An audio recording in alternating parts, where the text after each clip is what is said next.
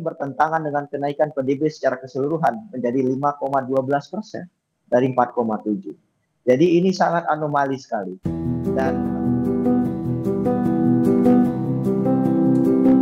kami menulis surat ke PBB sebagai langkah untuk ungkapan keprihatinan soal kemungkinan inkonsistensi dan ketidakakuratan data PDB kuartal kedua ya Mas, yang dirilis BPS.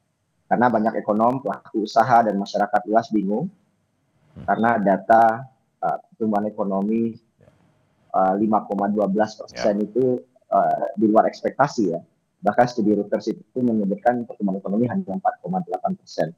Jadi kami mengirim surat ke Divisi Statistik PBB dan Komisi Statistik PBB yang bertugas melakukan pengawasan metodologi statistik yang valid. Jadi kami meminta mereka melakukan tinjauan diagnostik teknis terhadap kerangka pertumbuhan ekonomi Indonesia. Termasuk juga mendorong melakukan peer review melibatkan ahli statistik independen profesional yang diakreditasi PBB. Saya terlibat selama beberapa tahun terakhir dalam berbagai mekanisme di PBB dan advokasi ini sangat mungkin dilakukan.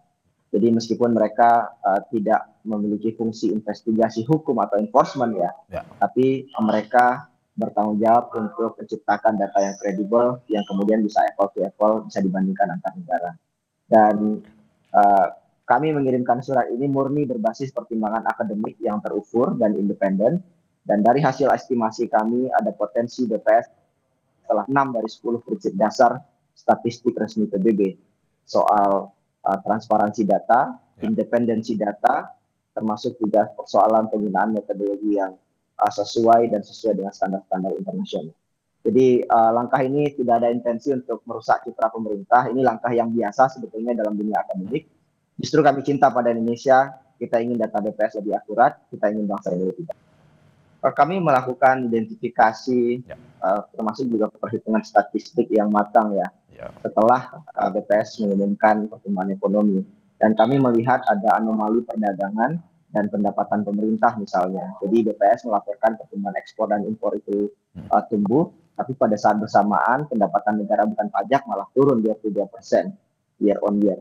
Dan ini sangat-sangat anomali ya, dan sulit ditemukan alasannya. Ada juga anomali soal pertumbuhan musiman ya, yang kuartal 1 harusnya kan memang lebih tinggi dibandingkan kuartal kedua, karena di kuartal 1 itu ada Ramadan Idul Fitri. Sedangkan di kuartal kedua nggak ada pertumbuhan musiman yang mendorong kinerja yang lebih tinggi. Ini belum termasuk tadi yang sudah dimention Mas soal ketidakkonsistenan indikator manufaktur misalkan. Bagaimana mungkin manufaktur itu tumbuh, tapi pada saat yang sama data Purchasing Managers Index kita itu turun.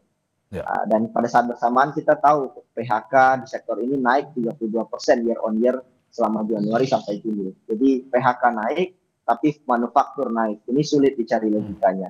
Itu hanya beberapa Mas di antara banyak anomali data yang lain, termasuk juga PMTB misalkan itu meningkat 6,99% tanpa penjelasan sektor-sektor apa yang menjadi penyumbang.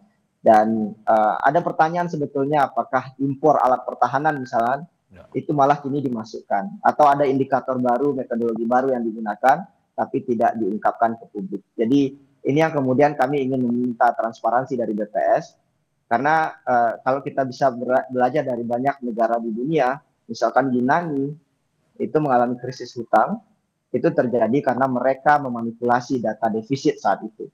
Dan IMF, Uni Eropa, Badan Statistik Eropa melakukan investigasi dan menuntut revisi data.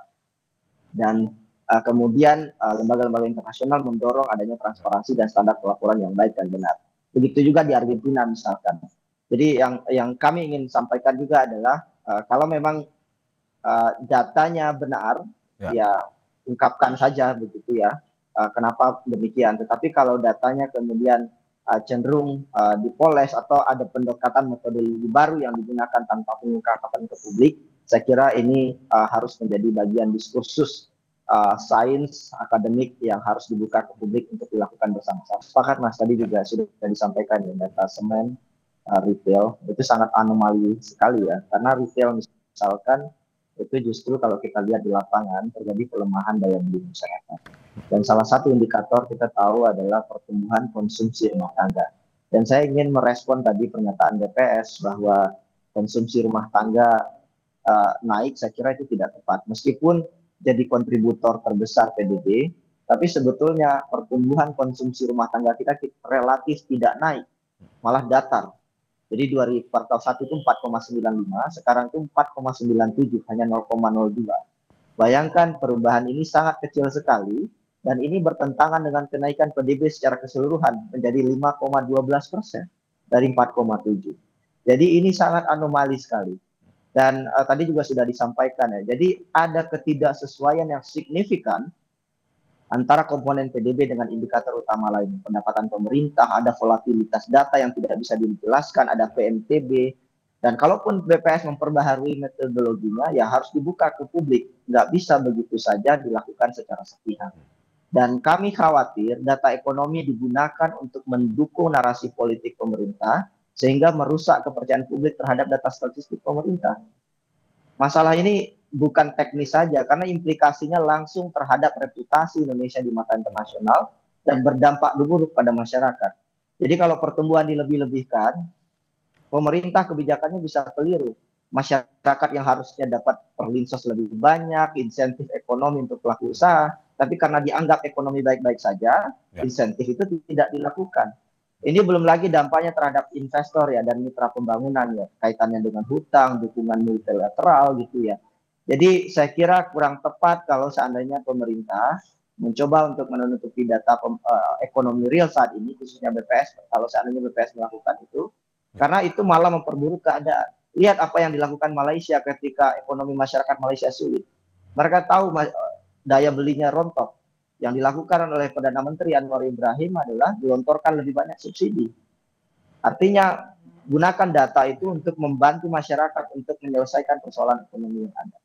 Dan saya percaya banyak orang hebat di BPS, saya punya banyak teman baik di BPS. Ini hanya soal kita melakukan estimasi data pertumbuhan ekonomi dengan hati-hati saja. Dan mudah-mudahan ini jauh dari aspek intervensi politik, begitu Mas. Iya Mas, saya kira ruangnya sekarang ada di BPS untuk kemudian mengklarifikasi. Jadi kami sebagai lembaga non pemerintah jelas tidak mungkin mengidentifikasi satu persatu raw data yang ada di BPS. Ini saatnya BPS menjelaskan, membuka metodologinya, dan kami sudah kirimkan surat ke Komisi Statistik PBB, dan ketika itu direspon ya jelaskan saja kepada teman-teman di PBB begitu ya. Dan kami mungkin sudah sampaikan berulang-ulang ya soal banyak data BPS yang harus diperbaiki metodologinya, tapi kan relatif tidak didengarkan juga. Ya kalau kami tidak dengar, kami ya sampaikan ke PBB. Mudah-mudahan kawan-kawan di PBB lebih didengar oleh BPS dan pemerintah kemudian terus memperjuangkan akuntabilitas data yang ditulis ke publik. Oke, transparansi era pemerintahan saat ini, kalau menurut Chelios, skalanya berapa? 1 sampai 5. 1 misalkan yang kurang, 5 paling baik. 1 Mas, artinya masih 1 di bawah berarti harapan. Sangat-sangat tidak transparan maksud Anda itu ya, yang ini Anda katakan? Iya betul. Dan pada saat yang sama masih ada ruang perbaikan, kalau mau diperbaiki ya. Jadi kenapa rendah? Karena kurangnya akses terbuka ke data dan informasi publik. Dalam banyak kasus, akses terhadap data pemerintah, laporan kebijakan itu masih terbatas untuk media, masyarakat sipil, maupun peneliti. Untuk dapetin data BPS aja itu harus bayar ratusan juta sekarang. Untuk diakses oleh publik.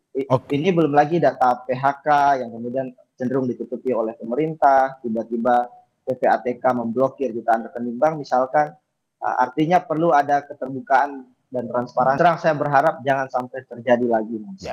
Karena ada banyak akademisi